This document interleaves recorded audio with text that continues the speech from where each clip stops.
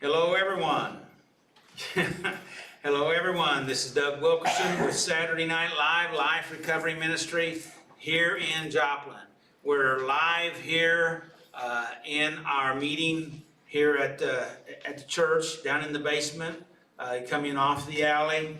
And you're welcome here if you're looking for a live meeting. If you want a meeting on the go, then you've already found us. So hopefully this will be a help for you tonight. We're into a new month.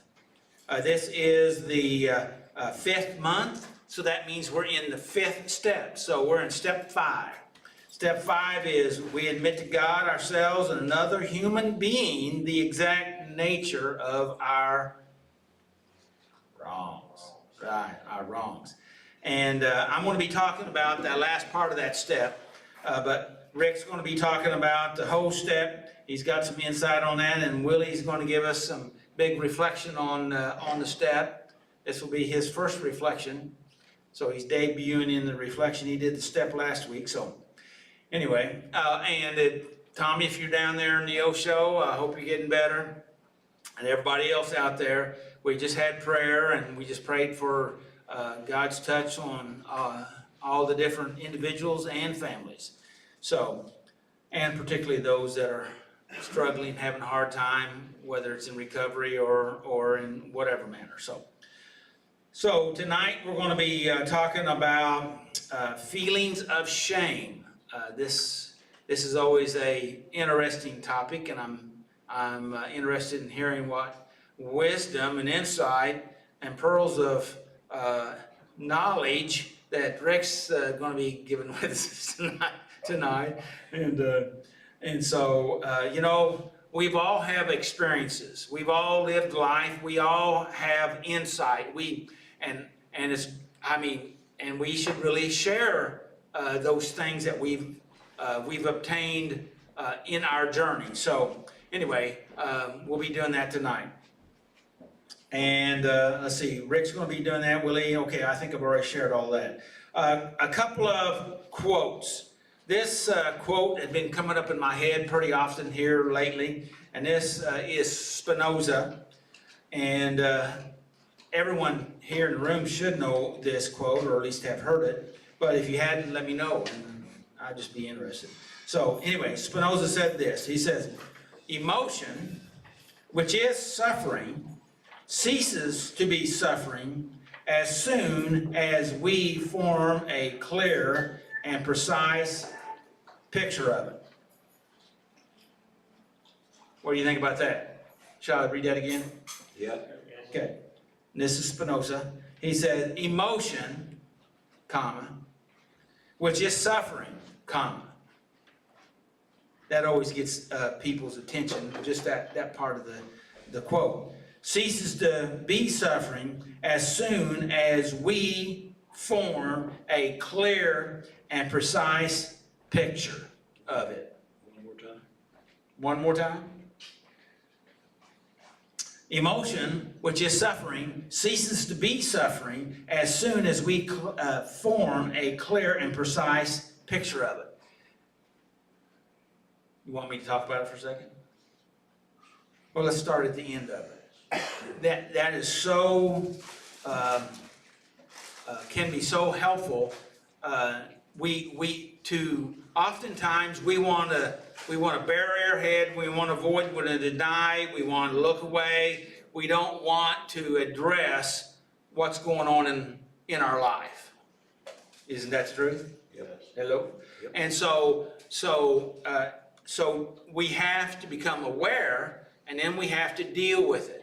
And Spinoza here is saying that soon as we form a clear and precise picture, that means soon as we get it in focus and we're able to really see what's going on, because how can you deal with anything that you're not seeing or you're unwilling to look at? Does that make sense? Yep. So, for years, there was a particular problem that I had in my life, but I just wanted to avoid it, deny it, not look at it, and I sure didn't want anybody else to tell me about it. Do you know what I'm talking about? Yep. Hello? And so, and until I decided I needed to look at it, I needed to deal with it. I didn't know how I was gonna deal with it, but see, the first step is being willing to look at it and develop that clear and precise picture of it. That's the first step, becoming aware. Does that make sense? How's that sound? Yep. And when you do that, then you're beginning. Now, that's tough, but actually, that's not the toughest part. That's just tough. In fact, when you really finally, when you decide you're going to stop denying it and accept it, then you realize that it's been there all along, and everybody's always seen it, and you're the last one to the party. And then you think, oh my goodness, everybody could see this, and I didn't, or I was pretending that I didn't. Anyway, let's go on. Let's read this one. Maya Angelou said this. She said, I've learned that people will forget what you said. People will forget what you did.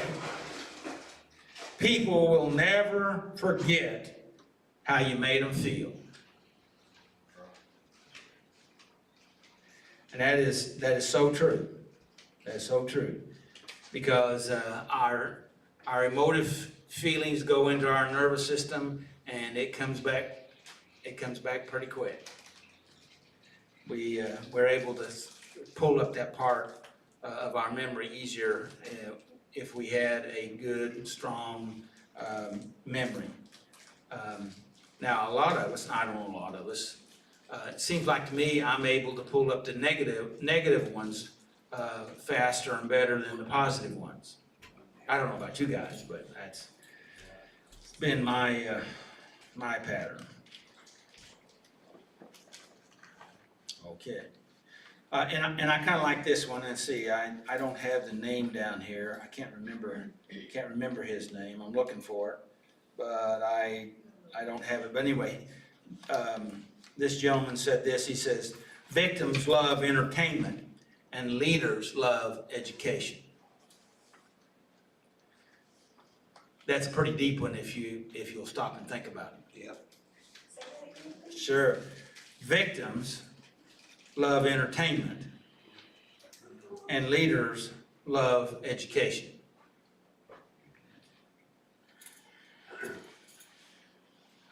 And the way I understand that, the victims look for entertainment as a tool of avoidance, of escape, to deny, where a leader will educate. And basically that kind of ties in with Spinoza's quote there a while ago, if you think about it. Okay, questions. Are you ready for the questions that we normally do? All right. Are these questions been helpful? Have you been thinking about them throughout the week? They have been? All right, good deal. Well, then thank you for the encouragement. That keeps me moving on. Oh, okay. All right, and again, I've added a question to the very end, but we have these same questions. And the first question is, what causes relapse? What causes relapse? Life. Shame. Stress. Life. John says life. And I'm thinking about these things. We have stress and we have all of that in our life. I know. I was thinking about it when you said that is we blame life for our relapse. We blame stress for our relapse. I don't blame life for my relapse. I'm guilty. Okay. But life brings it on. It gives you an opportunity to. You decide. Don't we decide what we're going to do? What I allow in my life brings it on. Yeah, that is absolutely the truth. Yeah, okay. But Now, that- now we're, but- now, but I now, allow now we're my getting life. down to the nitty gritty. But I allow my life. Nitty-gritty. Yeah. Dirt bag. All right, what are the common triggers for relapse? Common, Looks, do what? maybe looks, Looks from people, is that what you're talking about? Yeah. kind of. Okay, Smells, smells, okay, friends. do what? Mine would be doing good, Doing good yeah. causes relapse, or triggers? Let me regret complacency. Ah, now that's getting closer to the nitty gritty there, isn't it? Complacency. Okay, yes. Old friends. Old friends, yes, yes. I ought to go back to that quote that I didn't read a while ago, and this is from Panza. He says, tell me who you walk with, and I'll tell you who you are. I skipped that one, but you hooked me back into it, John. On the question, Yeah. Twitter and Facebook. Twitter and Facebook, they can be, they could produce, they can do it, yeah. But the idea here is to be aware of your triggers so that you can better arm yourself to be able to deal with those triggers, so that you can be less triggered. Would you agree with that? Yes, yes, definitely. Can that work? Has that worked for anybody? Yes. It has? Okay. All right, let's go to the next question. What does it mean if you relapse? You're human. You're human? Well, yeah, that could mean that.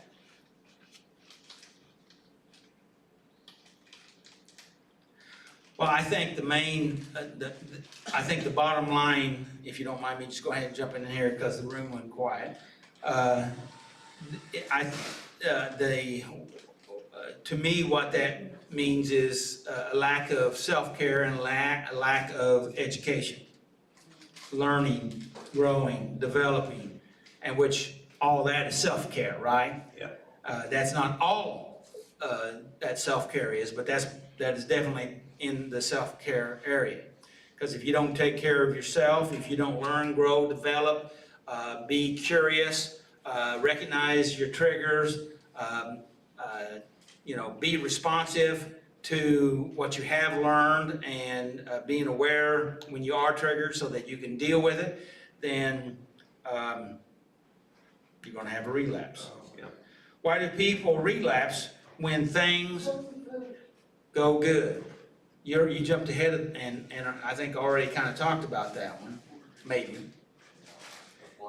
Things are going good and you get complacent, like, I got this.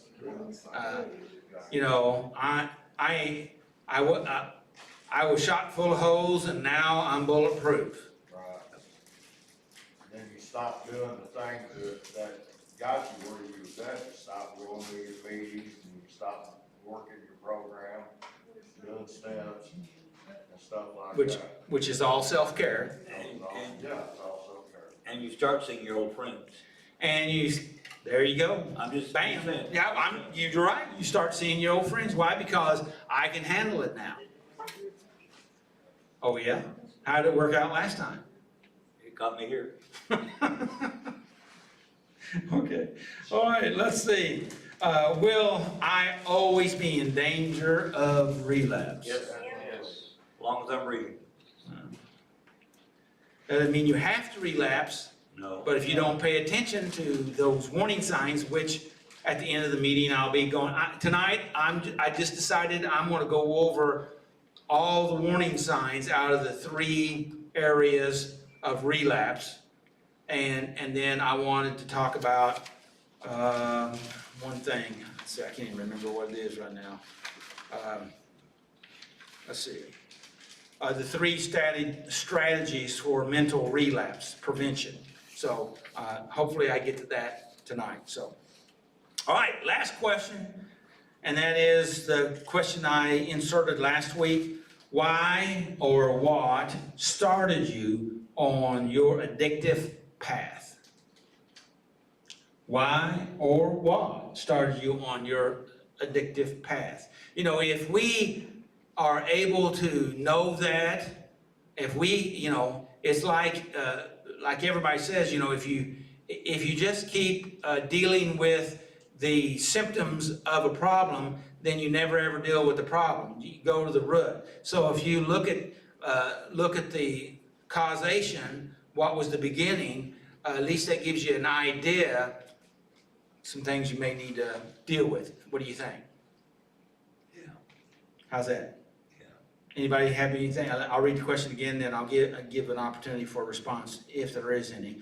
Why or what started you on your addictive path? Any comments? Experimenting. Just, Say it again. you know, experimenting, kind of. Experiment. See what it's about. Okay. Circumstances of life, getting hit by a car at age 3. Pressure. Peer pressure. So is that peer pressure is a part of the experimenting, right? Yeah. Okay. Okay. I was wanting to go a little deeper when you said experimenting. So you did go a little bit deeper, and you said peer pressure. But you know what? I think we still go a little deeper.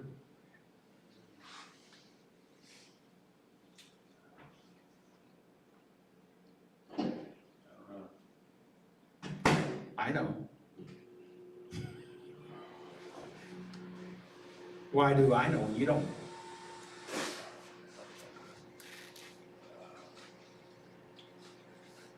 Bad choice. Well, I mean, just, I didn't have to choose it. I chose it, but I mean, sorry. That's all right. Wanted, What? wanted to feel accepted by our peers. That was it. Yeah. That's it. See, he knew it too. What is it? Wanted to be accepted. Wanted to be accepted, which is part of the peer pressure thing. But it's not only just wanting to be accepted, but you just didn't want to be rejected. Right. I mean, we do want to be accepted, but even more than that, we don't want to be rejected. And so then that leads to some of these other things. Because the fact of it is a biological human need to want to belong, to be accepted. So, thank you for letting me experiment on you. It may have been a little unfair since you're still a little green around here, but you know, it's, now we're breaking you in pretty good now, aren't we? All right, any comments before we go on to the next part? Okay, we're gonna let John read the 12 steps. All right, John. Woo-hoo.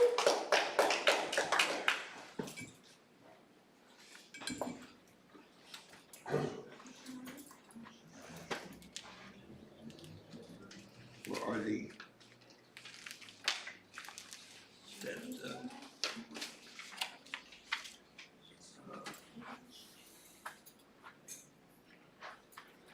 I have a set. Okay, sorry.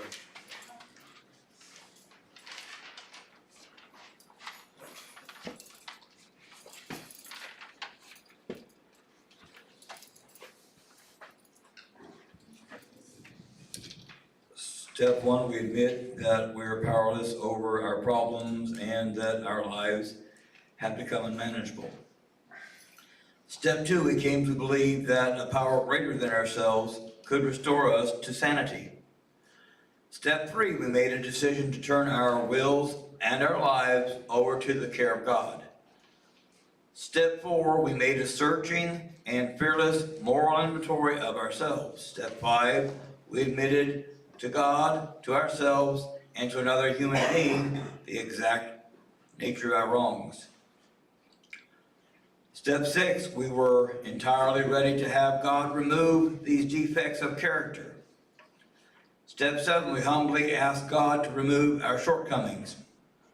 Step 8, we made a list of all persons we had harmed and became willing to make amends to them all.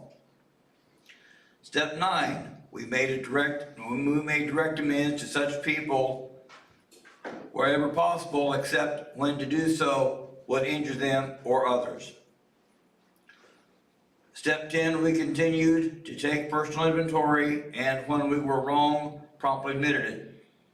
Step 11, we sought through prayer and meditation to improve our conscious contact with God, praying only for knowledge of His will for us and the power to carry it out. Step 12, having had a spiritual awakening as a result of these steps, we try to carry this message to others and to practice these principles in all our affairs. Thank you, John.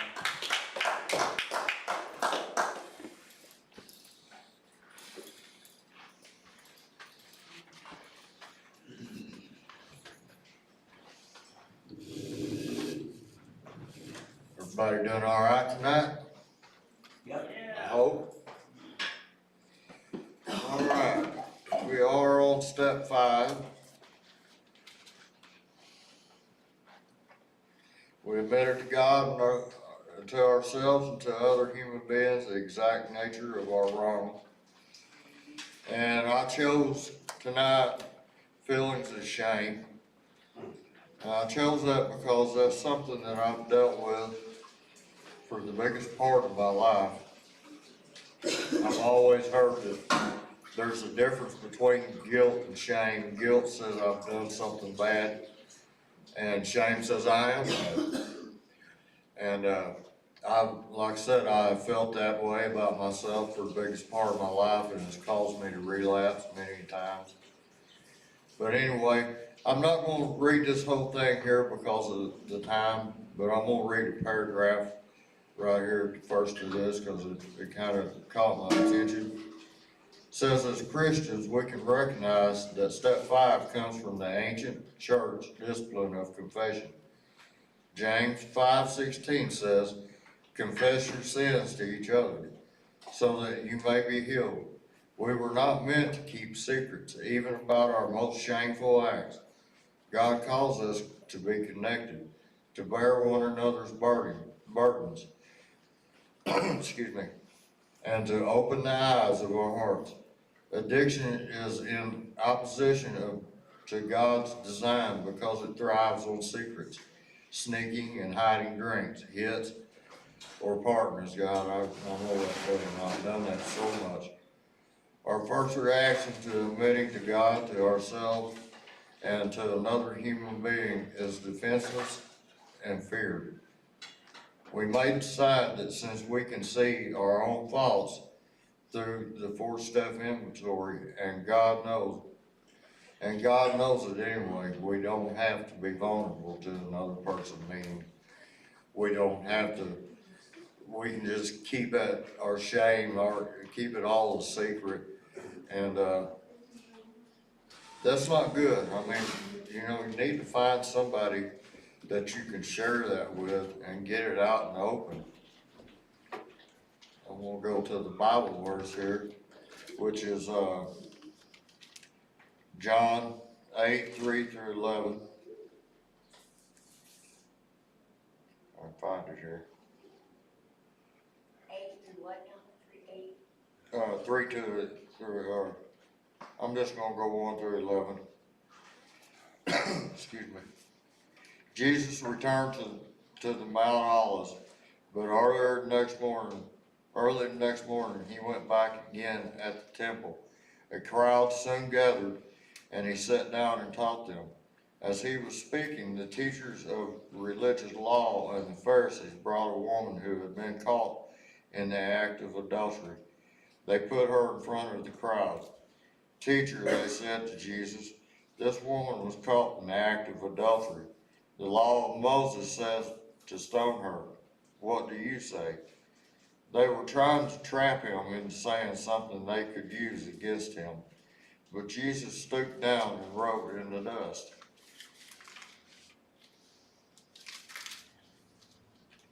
With his finger. They kept demanding an answer, so he stood up again and said, all right, but let the one who has never sinned, throw the first stone.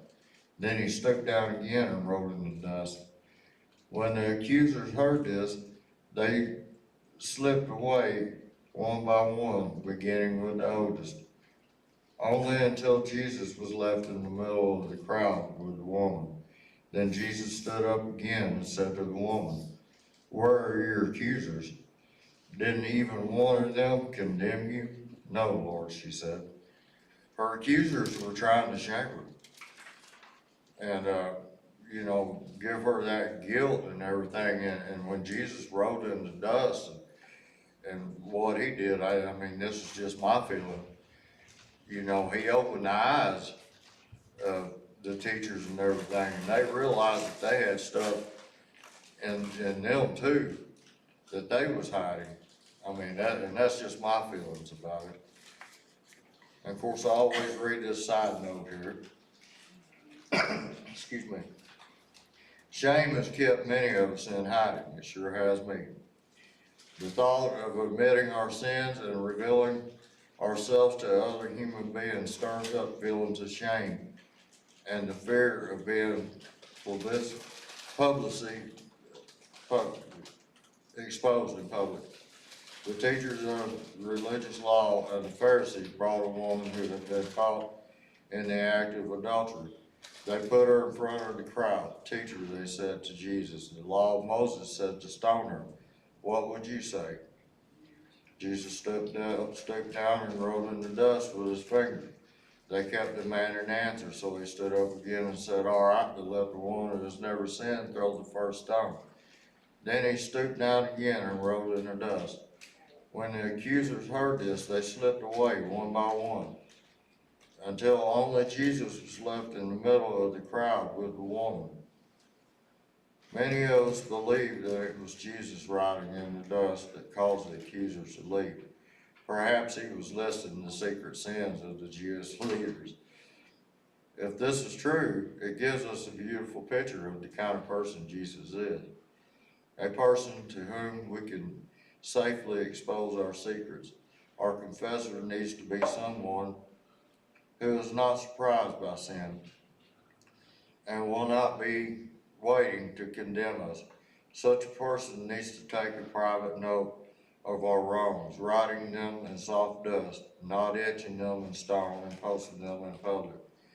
Since shame can be a trigger for addictive behavior, we need to be careful about whom we confide in. And that's the reason why I'm real big on finding a sponsor, somebody that you can trust to do your step 4 with, to tell your inventory to tell your secrets to, that you know that's not going to go out and shame you even more than what you're already shamed.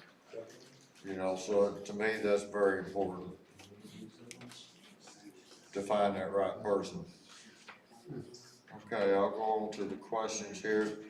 Again, I really like this part of step 5, feeling the shame, because I know for me, I've tried to hide from my shame, just like it said in that one paragraph. I'm guilty of sneaking drinks, hiding drinks, lying about it. I'm not drinking, bull crap. I've even lied to Doug about it before, and he knew good and well I was. And I thought I was fooling somebody, and I wasn't. But I was hiding for my shame. I didn't want to admit the things that were inside of me. And so anyway, on to the questions here. Number 1 says, what scares me about sharing the exact nature of my wrong with another human being? I'm afraid of what someone else is thinking of me. I'm afraid to open up and let somebody see what's real in me. Because some of the crap that I've been through, some of the crap that I've done in my life, it went beyond feeling guilty. I mean, I was shameful for it, so that's that right there is, that's what really scares me about it. Number two is, who is my fear related to in my past? People in general. I have a fear of people. I don't know why. I've always been like that. I have a fear of being around a group of people. And it's real strange because anybody that knows me knows that I used to play in a band and I sang in front of a bunch of people, and you'd never think that I was afraid of people. But I am. I have a fear of people. This started years ago when I realized that I was an alcoholic. I was ashamed. I didn't want no one to see. I didn't want nobody to know that I was sneaking drinks and hiding drinks and doing all this. I didn't want nobody to know it. So it started years ago when I realized that I was an alcoholic. 3, has there ever been a time in my life when I felt fear and took action anyway? Yes. Went to treatment. For me, that's harder than going to jail, because when you go to treatment, you have to be honest with yourself and the other people about the exact nature of your wrong. And number 4, have I set the appointment for completing step 5 by sharing my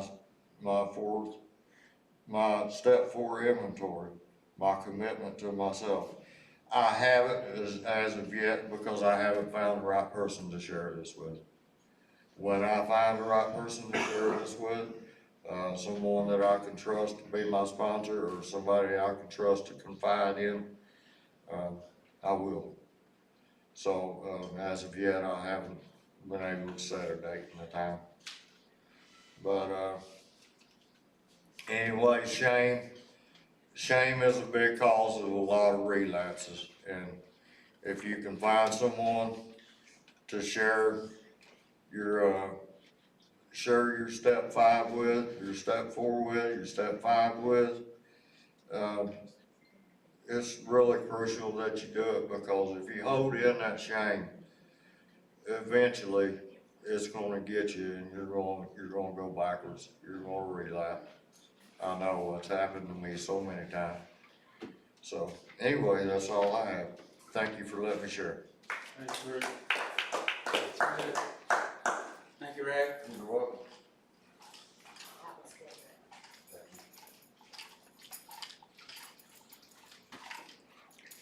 Good job, Rick. Thank you. You're gonna make it awful hard on me here. Hard to get that deep feeling down in your gut to just, hey, you look at someone, you think, man, I don't wanna talk to them. They know what I did wrong. Why should I tell them? Why should, So shame just keeps you from moving forward. You gotta get rid of it, or you can't go forward. Yep. It's just the only way you can look at it. You gotta pass it off and you're gone, or it's gonna eat you up, and then you're stuck, you're just stuck. And eventually, you're gonna go back to relapse. That's all there is to it. That's all I have. Yes, sir. That's right. Thank you, Willie. That's good. Thanks, guys. Well,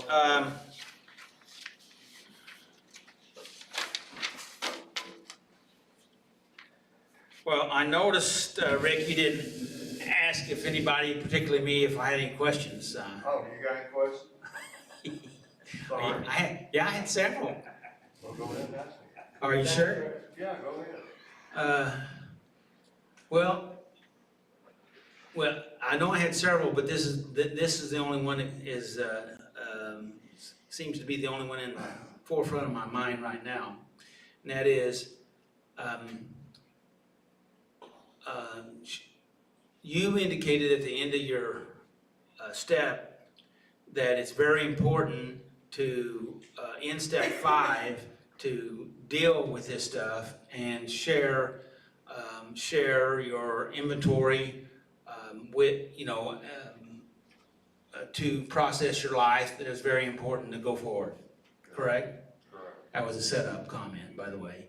Okay. And so But you said the thing that has held you back was because you haven't found the right person. So is the right person the perfect person? No, Oh, so then, I was wondering your criteria, if it was, so restrictive that is a convenient opportunity to hold off, doing what you said is really important. I think that, and I understand your question, and, I tried to make it not, less direct. I could make it more direct if you. yeah, no, it's direct enough for me to understand, yeah, because it's easy to want to put that off. It really is, I mean, Yeah, because some of my stuff is hard to share with anybody. it is. And, But I'm actually actively, looking okay, good for deal. somebody that I can sit down with, and I've got a couple people in mind. I mean, I've sat Awesome. down with you before Sure, and, talked to you about my stuff, right. and, I'm comfortable with that. And I've got another person in mind to ask to be my sponsor. He's got 11 years. Well, if you were to listen to the guy that was presenting the step tonight, what he has instructed you or highly suggested to you to get actively involved and pursue that as soon as possible. Right, Isn't that what I think he said, yeah, basically? yes, sir. And so, because I remember many years ago, and I've had several people like this, and probably none of you here is this way, it would be this way, but they said, I don't need the steps, I don't want to study the steps, because all I need is just the Bible. Did you say that, Rick? A long time ago, Oh, yeah. yeah, I remember. But you weren't the only one. There's been a lot of folks that did that. And, but now Rick says that the step work is very important. In fact, in the last several months, all of us probably have noticed the growth in Rick himself from working on the steps. And so, anyway, so I thought I'd just address that. That was one of the questions that I had in my mind. That so if there's not a perfect person, so how what if you have to not take a perfect person to deal with this? Is it about them or is it about you? yes. I think it's a little bit of both. I mean, to me, the person that I'd want to share with would be a person that has actually been where I'm at and knows how important it is to keep that confidential, to not make it public, and go to sharing it on Facebook and Sure, that's very important. So that'd be a trustworthy person. it's gotta be somebody that I can trust. A Well, perfect in person. this story you read, Jesus gave us an example of that, Yes. and that is taking note of what was going on. And I liked what they said in the literature that we need some people in our lives that would be willing to listen to our confessions and not write it in stone, but write it in the dust so that it can be easily erased. And the fact of it is, it has been erased because Jesus has paid the price. He has erased it already if we will allow him to do that in our life. Would you agree with that? And so our biggest hindrance is ourselves.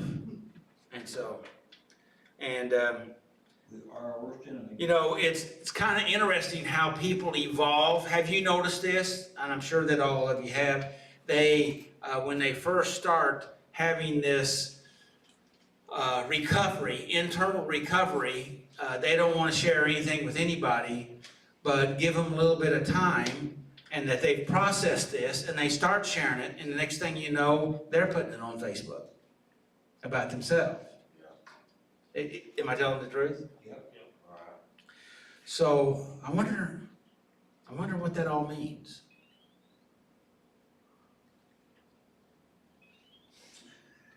Just a thought. Okay, all right.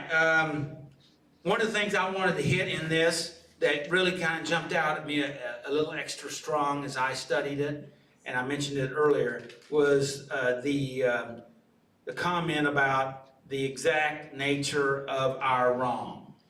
Okay?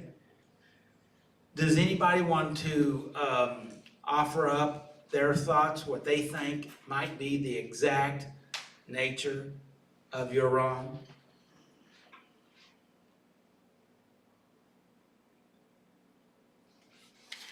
While you're thinking, I'm gonna shift spots. How about that?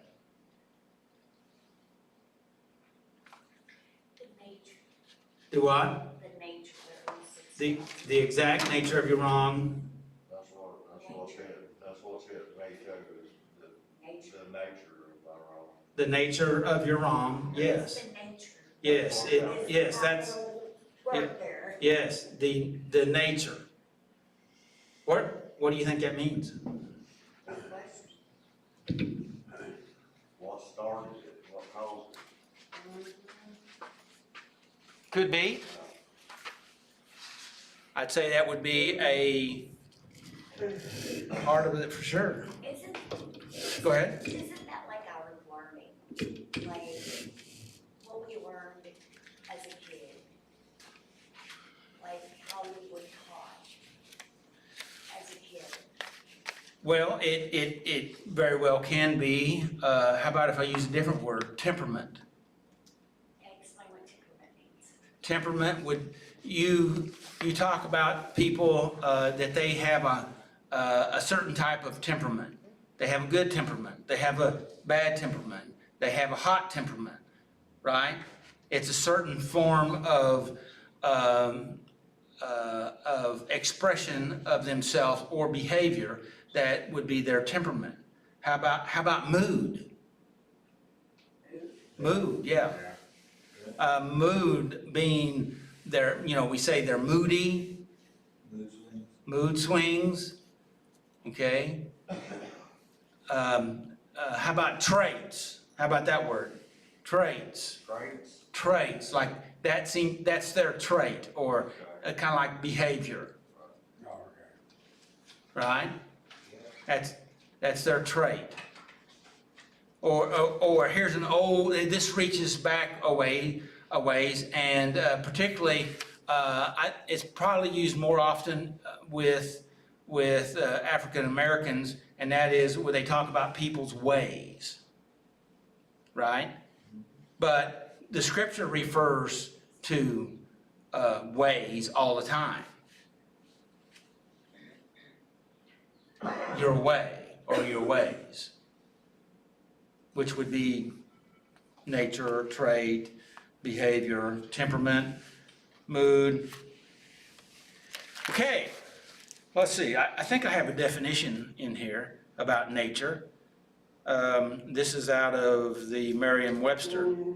It's the inherent character or basic construction of a person or thing, and then they said essence. Their essence, okay? Goes on down and says temperament. It's got physical construction, or, I like this next term, or drives of an origin. In other words, it's the thing that drives you. Okay? What do you think about that so far? So, I was talking to a man, it was yesterday. He'd been in the ministry, I don't know, long time, 25, 35 years, something like that, maybe more. And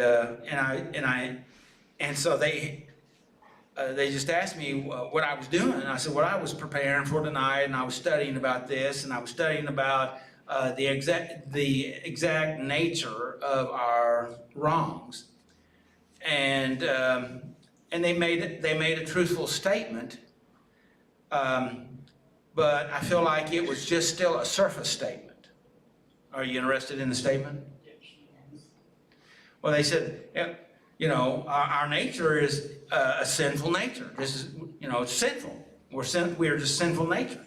Well, you know, that's kind of a light, I mean, not saying it's not true, because it is true, but that doesn't get down to the exact nature of our wrongs. In other words, why do I do what I do? How about that one? Why do I do that? And I think that's what this step is really trying to help us to dig into. Kind of like what I was doing to you a while ago. I was digging into you. I was going a little layer at a time, okay? Because see, we hide stuff from ourselves all the time. Isn't that the truth? Yeah. And so, and again, I may have kind of, you know, been a little unfair with, you know, going through your layers there, but you know, you kind of gave me a permission, so, you know, you kept talking, so that's permission. And, and so I was looking at the exact nature of my wrongs. Now, because, you know, in our earlier stages, we read that and we think about the exact nature of my wrong. In other words, I just see what I did. Well, see, that's what step 4 did to a large degree, was just to look at, make a list, an inventory of what I did, okay? And it's good to know what I did, all the good I did, all the bad I did, you know, just, I needed to paint that picture out there so I can't come out of the darkness and identify where things are at. But step 5 here is starting to go deeper and deal with that. And to really to be able to deal with that, you have to recognize not just what I did, but why I did those things. And that can really take us on a journey. Does that make sense? Is this helpful? Does that make any sense to you? And so, and if you are confessing not what I did, and we're not talking about just confessing what I did, because what you did is doings, okay? But what was the driving force that did that? Okay, why was I, see, because everything that I do and you do, we do for a reason, whether we realize it or not. Would you agree with that statement? Yep. Okay, I want to say that again. Everything that we do, I do, you do, we all do, we do for a reason. Now, we either do it consciously, but most of the time it's unconscious, okay? It's some unconscious drives that are driving us. Now, how can we fix unconscious stuff if we're not looking to try to find out what that unconscious stuff is? Does that make sense? Is that too much? Okay. I know maybe I get a little passionate about this, but I think it's really important because I want to help people be set free, and this stuff, whether it's unconscious issues or it's traumas, you know, I read some research probably 4, 5, 6 years ago, maybe 7, I don't know, it's been a while back, about, and I've cited this before, but it was so astounding that of a college group, which they were working in the hospital, but they were caseworkers, social workers, or therapists. I don't know, in training or something like that. Anyway, they would interview girls and females, ladies that would come in that had been sexually abused, raped, beat up, abused, and they would take their story and put it into their medical records. Basically, what they were doing. Is that okay so far? And they did. I don't know how. It was 150 or something like that cases they did while they were in that part of their work. And so 25 years later, somebody did a follow-up study, and they went to those people, those ladies, and were asking them about that experience and how that has affected their life. Just a follow-up visit. And I think it was like 60% of those ladies that had their story recorded in their medical records at the time of the event denied or said they couldn't remember any such event happening in their life.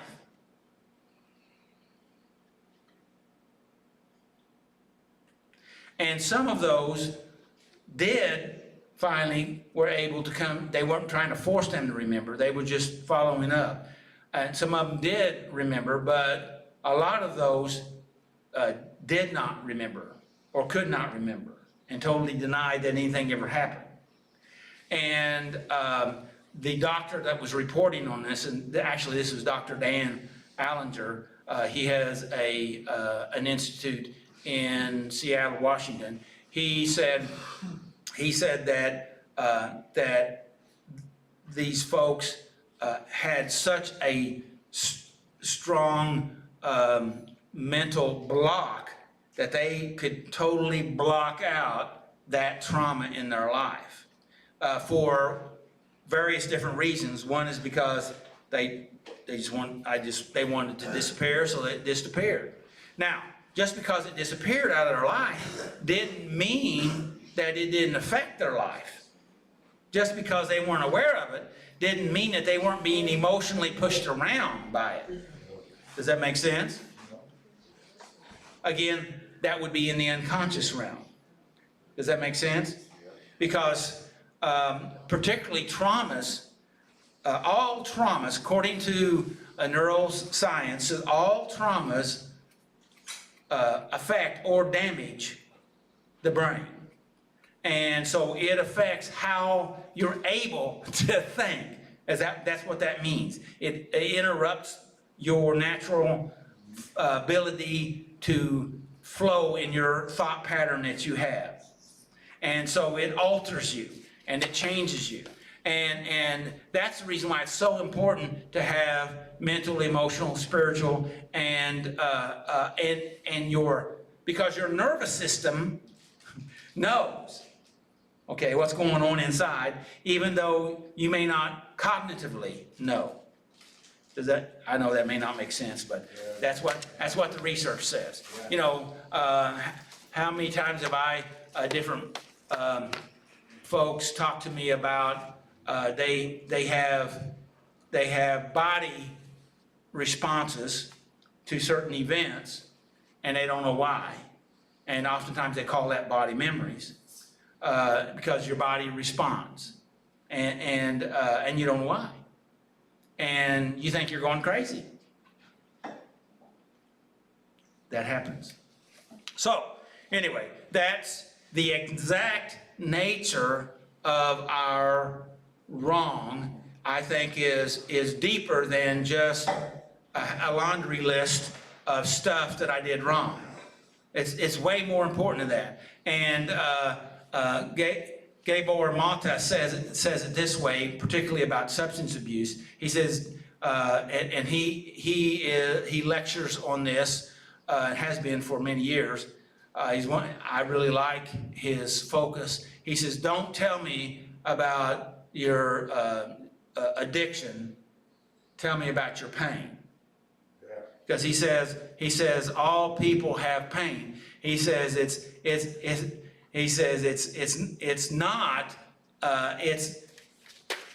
it's amazing that not everyone has addictive issues. In fact, I don't know. Most people, even though they deny it, have addictive issues. But those addictive issues is a way to try to deal or cope with what's going on in their life, or at least what they think is going on in their life, or what they fear that's going on in their life. And so, if we can deal with the pain, the trauma, the issue, the fear, the hurt, the trauma again, and if we're able to resolve that and heal that, the need for the addictive behavior or substances diminishes. Now, that doesn't mean that you still don't have to change your habits, because you may have ingrained a habit in your brain that automatically takes over, and that's what we're talking about all the time, is trying to renew your thinking. And what the scripture talks about is, be not conformed to this world, but be transformed by the renewing of your mind. That means you have to wash, cleanse, continue to heal and restore and line up with the truth, instead of the fear of the past, because as the scripture says, fear has torments. Isn't that the truth? It is the truth.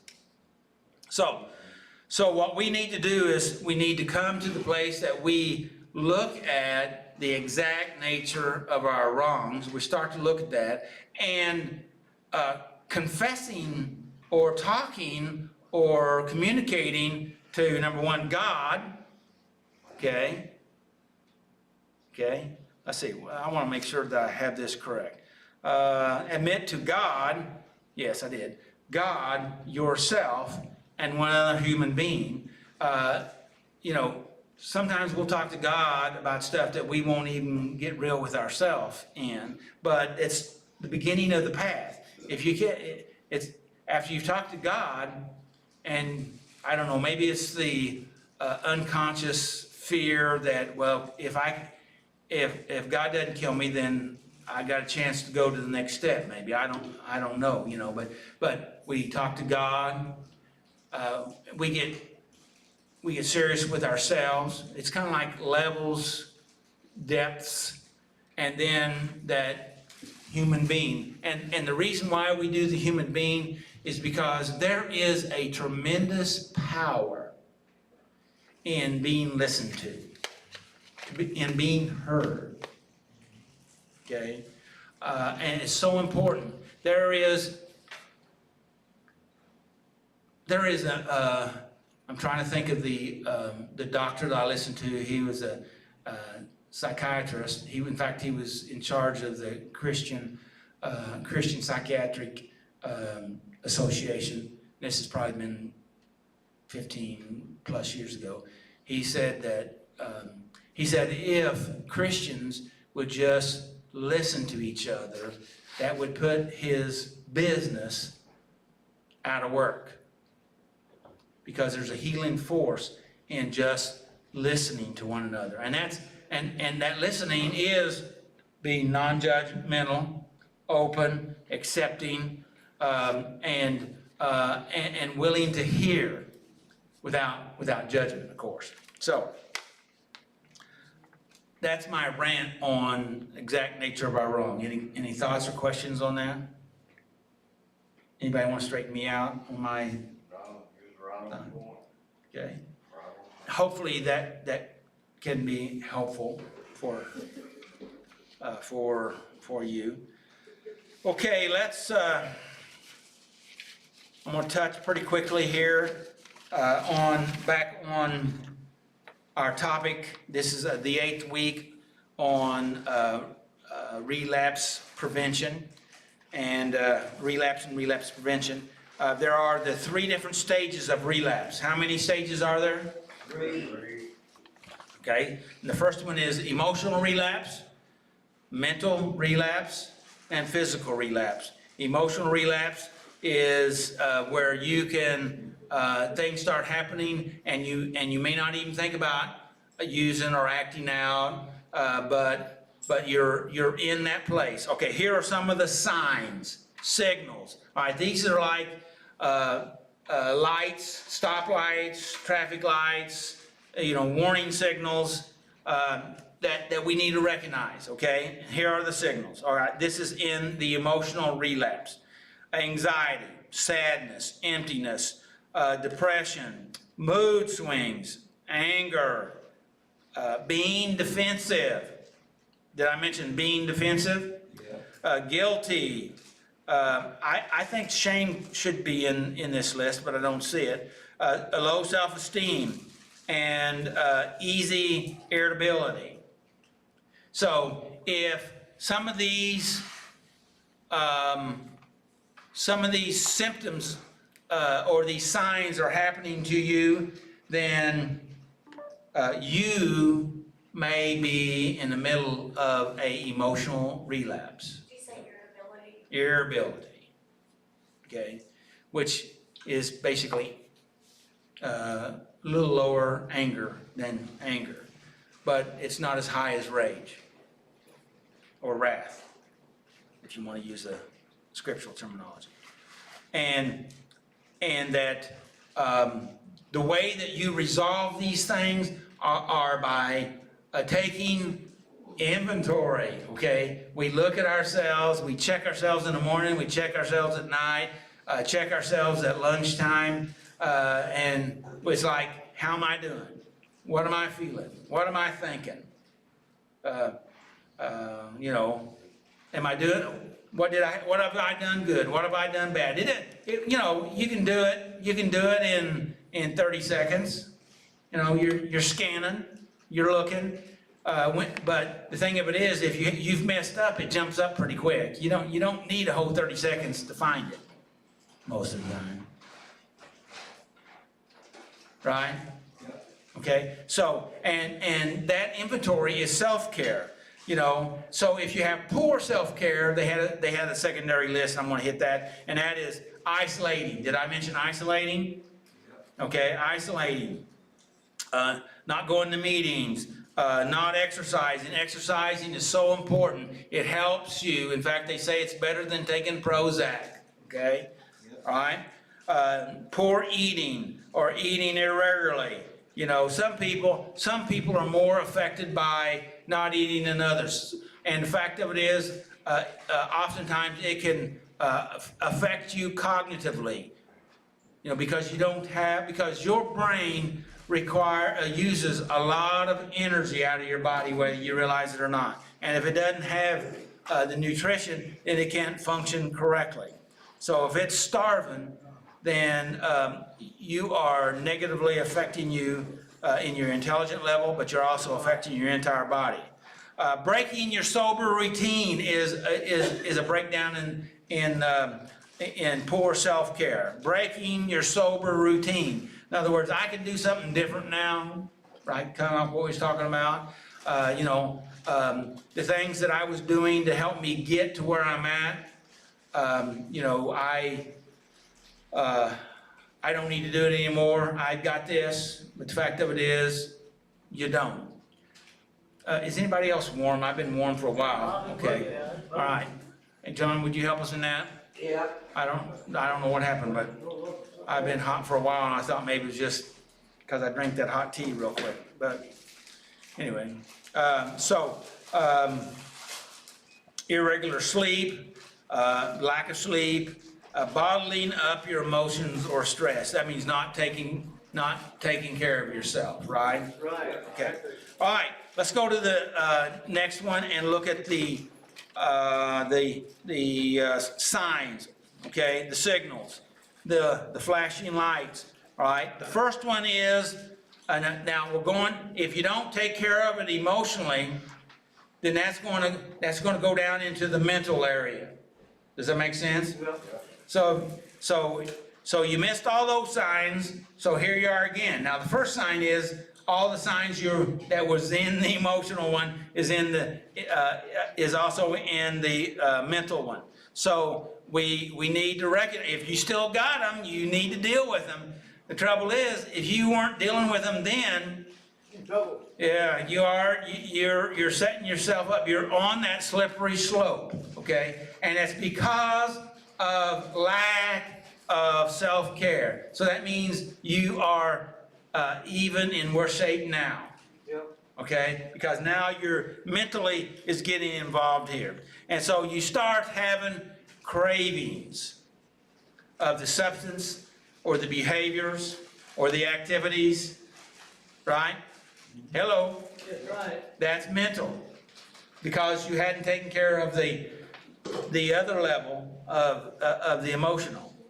Does that make sense? Yep, exactly. Okay, so you have cravings for the substances or behaviors. Number two, rationalizing why you can use just one more time, or do it one more time, or act out one more time, or, this thing that has always bothered me, that sent me down that wrong path, I can handle it now. Exactly. Do I? This is really good. Well, thank you. And so Jimmy and Scott Presley bought all the snacks, so.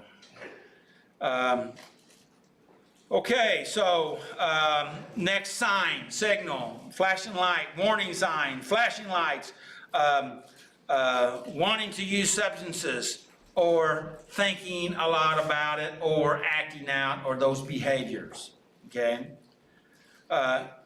Criticizing or awfulizing your sobriety or your clean time, disapproving of yourself, not good enough, thinking that you're not good enough. You start beating yourself up because, see, one of the things that happens to us when we're feeling bad, when we start beating up on ourselves, we run to our escape mechanism, whatever our escape mechanism is. And if we're feeling really good, then oftentimes we want to reward ourselves and run to our mechanism of reward, which is that same escape mechanism. You follow me? All right. Thinking about the people and places and associating with using or acting out in those substances or areas that have minimized us, have made that we don't have power over, they have power over us. And what we did was say, yeah, one time they didn't have power over me, but now I am all powerful and I can handle it. So therefore, I'm gonna do it again. And how did that work out for you? Good. Yeah. All right. So that's the mental relapse. Okay, those are the signals. So there are quite a few. So if one or several or all of those signals are flashing or coming up, you are probably in a relapse. Not maybe in a relapse, you're probably in a relapse. Mental relapse and emotional relapse. You're in both of them now. That's so fixed. All right? The cravings are there. You're thinking, seeing, and visiting. All right? All right, the next one is the physical signs, okay? And that is you're buying drugs, you're buying alcohol, you're acting out. I wrote this down here. You're going to the casino. Okay? Because all that's there, right? And if you're there with it. Okay? And many people are having gambling issues, which,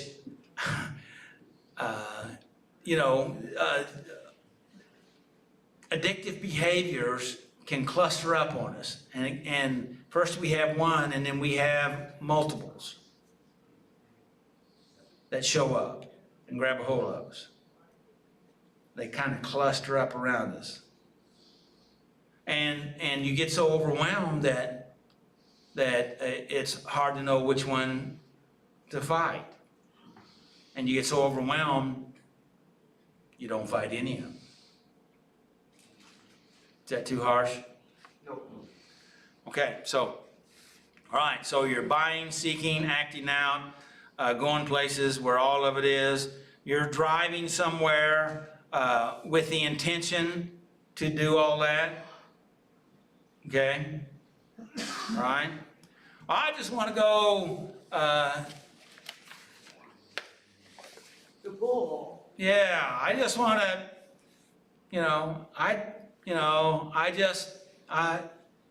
yeah. I can go gambling once and just spend $20. Bull hoppy.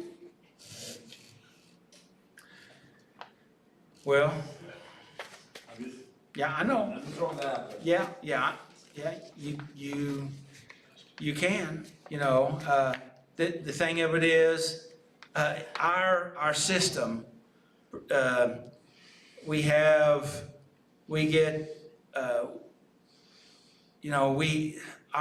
brain works against us. Yep. And we remember the hits and never remember the misses. Yep. And then we bet on hitting it again. Yep. And so, and it's the same way with drugs. They tell me that you never get as high as you can than your first time. First time is your highest. And after that, it's downhill, no matter how much you take. And I thought it was, this one guy said, and if you buy drugs and plan on saving it, like I'm just going to do a little bit, there's no saving it. Because it goes all the way. And that's the way it is with money if you have a gambling issue.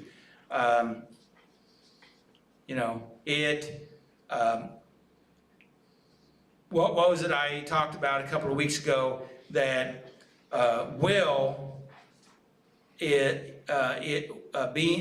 using strong will, the strong will to resist is a pathway to being defeated. What we have to do is have the will to create avoidance techniques. That means we go places where we're not going to be tempted. Because if you say, well, I'm going to go where I'm going to be tempted, and I'll just use my willpower, your willpower is not going to last. So we need to use our willpower in the best way we can, and that is to avoid. I heard a fellow say this the other day. He said, so the best way to not eat junk food is not to have it in the house. If you don't buy it, then you're not going to see it. And if you can't see it, then you're not eating it at the house.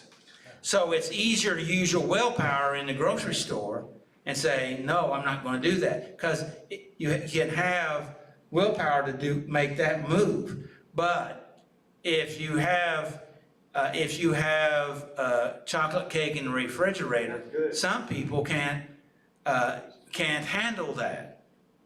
Okay, maybe they can handle it for 5 minutes, but maybe they can't. Maybe it's whatever is your thing that has you, whatever is the thing that controls you, you need to recognize it so you can deal with it, because it's mastering you instead of you mastering it. And the way to help yourself is because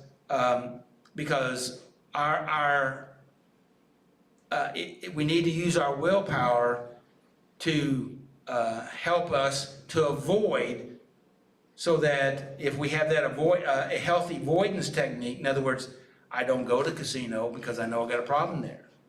I have multiple problems there, so I just don't go.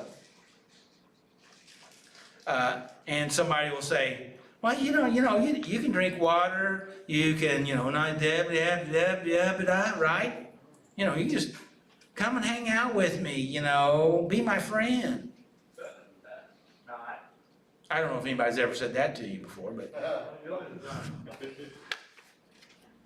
How'd that work out for you?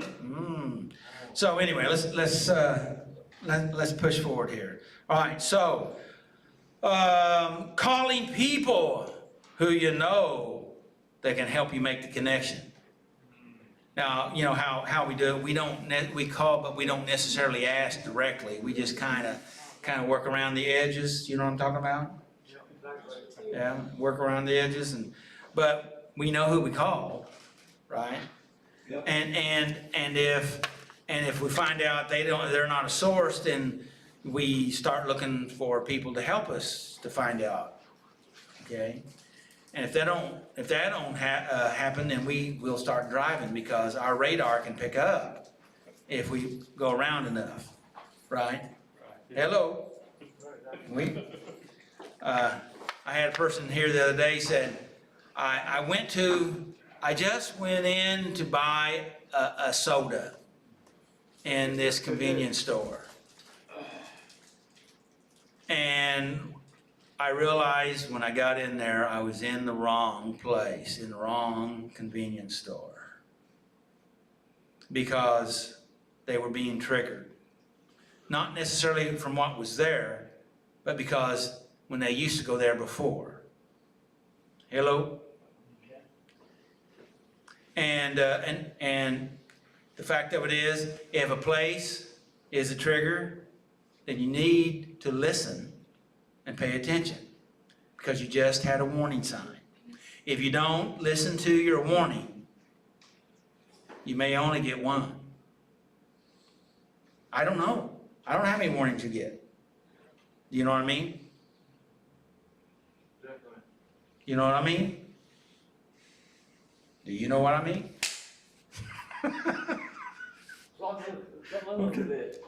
All right. Let's go to the next deal. Lying. Here, this is one of our favorites, isn't it? Lying. Okay. Lying to make your relapse easier. Okay. Easier to, navigate around it. Avoiding the problem. I'm not lying. I'm just not telling the truth. How about that one? Is that good? Okay. And do I? Yeah. And some people are very skilled about circling around the truth, but definitely not stepping into it. And so lying is lying is not, the worst thing is not what lying does to others, even though it does a lot, can do a lot. It can be very traumatic. But the worst thing is what lying does to us. It poisons us mentally, emotionally, and spiritually. It's like we're in a boat and we're drilling holes in the bottom of the boat. We're making ourselves weaker. I like what Jordan Peterson says, don't do things that make you weaker, right? And lying makes you weaker. You say, well, I don't know when I'm lying. Well, that may be the case, but then again, it may not. But if it is the case, if you really want to know, if you're really interested in being aware, if you turn your light on, your light of awareness, you'll start seeing it. Am I telling the truth? You can't handle the truth. Most of us can't. Okay? Let God be true, but every man a liar. That's right. Can you believe that God called us all liars? We have to change our nature. The exact nature, we have to change our nature. What do you think about that statement? And the fact of it is, it's something we have to stay right on top of. Okay? So are we ever we'll never have another problem about lying. No, I think it's going to be with us the rest of our life.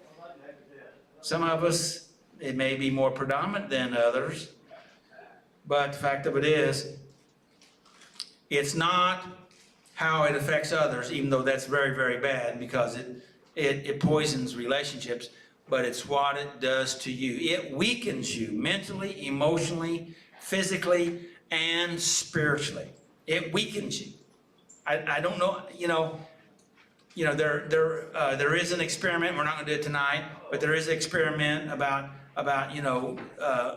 holding your arm out and resisting against it, and you lie, and it literally, you can't resist, it weakens you, it affects you. It affects you. So do not do things, that's called kinesiology, but don't do things or don't say things that weakens you. If anything else, I used to say don't sabotage yourself, which is, I think it's great. If you can do anything but sabotage yourself, don't sabotage yourself, right? All right, and then after a while I changed that and said, make healthy choices, at least a little healthier choice than you ever made, and that means you're moving in the right direction, okay? So tonight, we're just going to center on don't do things that weaken you. So the reverse of that is do things that strengthen you. That's right. That's what self-care is, Exactly. right? Recognizing the signs and dealing with them. You say, well, I don't know how to deal with them. Well, that's what education's about. You have to learn how to deal with them. Well, I don't know how. Well, that's right, you don't know how because you've you've never had to learn that, or you didn't learn that, and so you have your ways. How about that? I'm going to that one. Your ways is always to give in to your addictive personality. So what we have to do is change our ways, our nature, our temperament. Okay? Exactly, yep. Too much? Okay, all right. Questions? Nope. Comments? Nope. Okay, I know I announced this at the beginning, I'm gonna announce it again. We will not be having meeting, we will not be having live, Saturday Night Live, on Memorial Day weekend. That Saturday night, which will be in 2 weeks, is that correct? It'll be 2 weeks? I think it is. We will not be having, this meeting, so, okay? Next week, no. No, we will have class, but this next week we will, but the week after that. 2 weeks. We got 2 more Saturday nights, so it's the it's Memorial Day weekend. Oh, okay. Okay, Memorial Day weekend, which is, I think it's the 28th. Yeah, okay. So that would be actually 3 weeks from tonight. So 3 weeks from now. Yeah, the third week, we got 2 more days. All right, so may the Lord bless you and keep you, and may His face shine upon you and give you His peace. Yeah. Amen? Amen. And make healthy choices. Pay attention to your signals, right? Right. Don't run red lights, Come on. okay? Or yellow lights, Come on. flashing yellow lights. Or can you run flashing yellow Come lights? on, like that. I do it all the time. Good night.